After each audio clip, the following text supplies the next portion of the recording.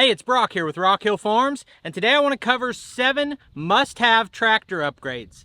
These are things that I'm either going to buy on the tractor or I'm going to add them as soon as I get the chance. Now, first thing I want to say is it's situation dependent. It depends on what you're doing and what your budget is. For a lot of people, an old Ford 8N is all the tractor they need, and none of the stuff I'm saying is going to apply to that.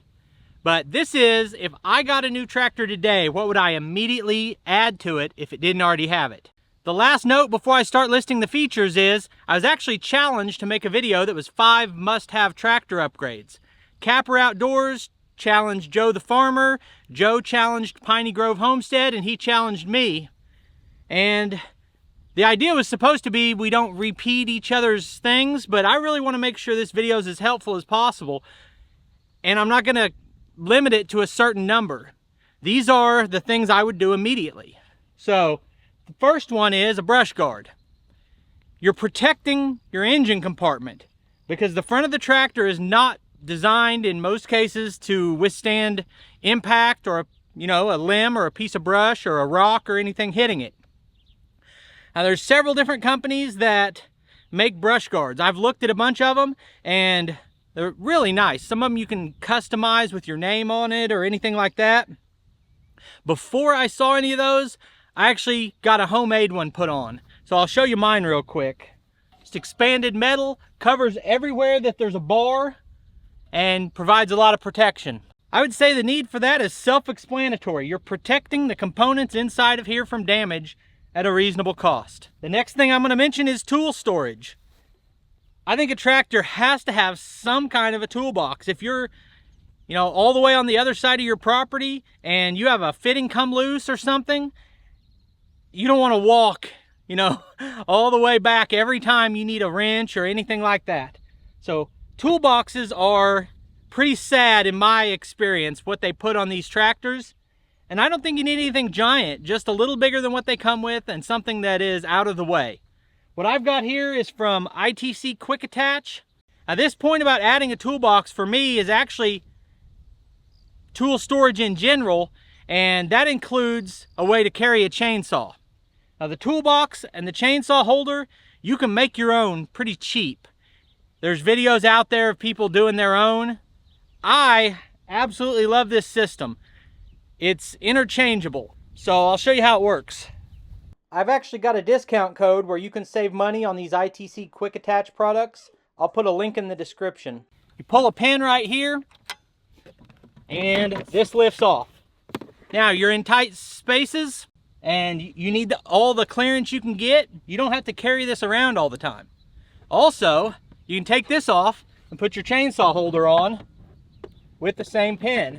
Fantastic design. On this side is my chainsaw holder. I usually carry the 500i in here all the time. Today I've got this little 250.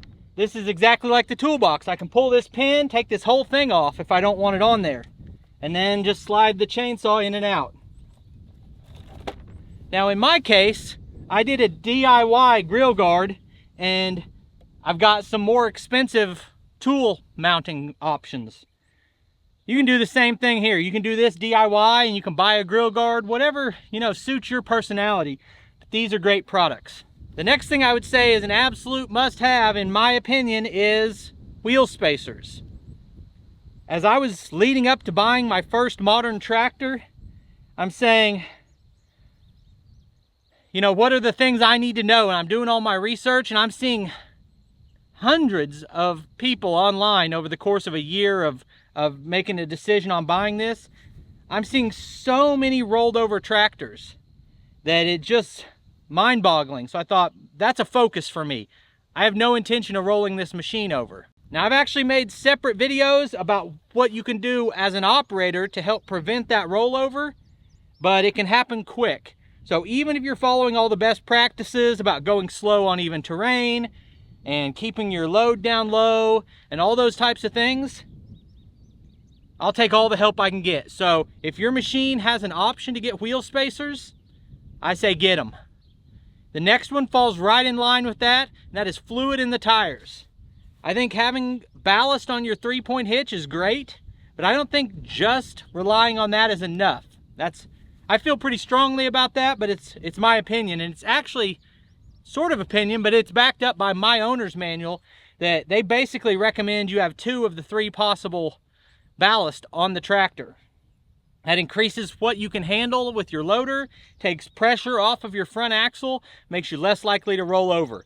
And the reason I'm listing fluid in the tires instead of wheel weights, because I have both, fluid in the tires is a lot more cost effective. So if I was setting this machine up again, I would still get the fluid. I don't know if I'd spend that money on the wheel weights. The next must-have feature for me is rear remote hydraulics.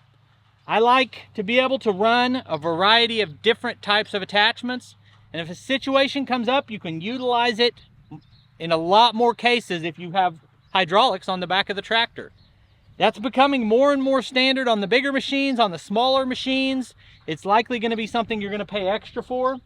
I'd try to get it from the manufacturer if at all possible. If you've already got the machine and you don't have it, there are companies like, I believe Summit makes a setup that lets you add your rear hydraulics.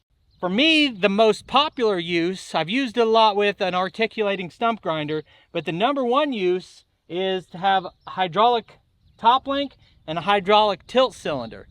And those are, I guess, honorable mentions for this list, because you can only run them if you have your rear remote hydraulics, but you can always add that later. But once you've got the ability to, from the seat, move that implement in any direction you want, it really is a game changer as far as getting things done. The next thing on my list is third function hydraulics for the front end loader. Now, when I bought my tractor, John Deere did not have an option for third function from the factory. So I've got a diverter set up.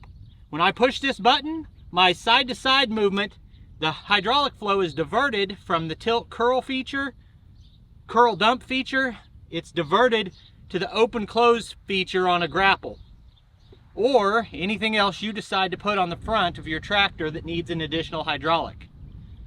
Now, I originally ran mine off of the rear remotes with hoses that went under the tractor and up there, and then it used a lever over here. I didn't like that at all. It works, it's fine. If you're trying to save cost and you've already got those but not this, although I think I spent a couple $100s on the hoses, and I ended up adding hard lines to mine. So I've actually got 3 different places I can plug in the front hydraulics if I want. All of that is besides the point though. When you're getting your machine, the best option is, in my mind, to get the third function that the factory offers. It may be a true third function where a button opens and a button closes, which is better than the diverter. But if the company doesn't offer that for your tractor, these diverters are not that expensive relative to a machine like this, and I would definitely add it. Last one for me is a quick hitch for your 3-point.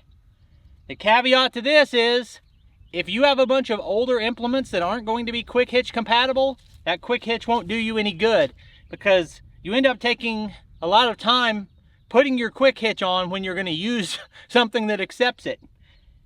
But if you're starting out new with a new tractor, probably all the implements you're going to buy are going to be quick hitch compatible. And in that case, a couple $100s for a quick hitch saves you the first week. It will pay for itself in time spent messing with stuff. Your second, if you're in that group of people who doesn't have quick hitch compatible implements, a next best option is to get telescoping stabilizers, where I push down on this and this extends out. That makes lining up your 3-point implements a lot easier. Between that and a good set of telescoping stabilizers to open and close your lift arms, that makes it a lot easier than it used to be. That couples with what I already mentioned, which is a hydraulic top cylinder, and picking things up is so easy. Even with a quick hitch, it's effortless. But if your implement's setting like this and your tractor's setting like this, you'll never get that top hook in, and you got to go down and readjust it, and that top link coupled with a quick hitch is a real game changer. So if I got a tractor tomorrow, these are the 7 things that I would try to make happen as soon as I could. I hope this video was helpful to you. I'll put links on the screen to a couple more of our videos, and I'll see you next time.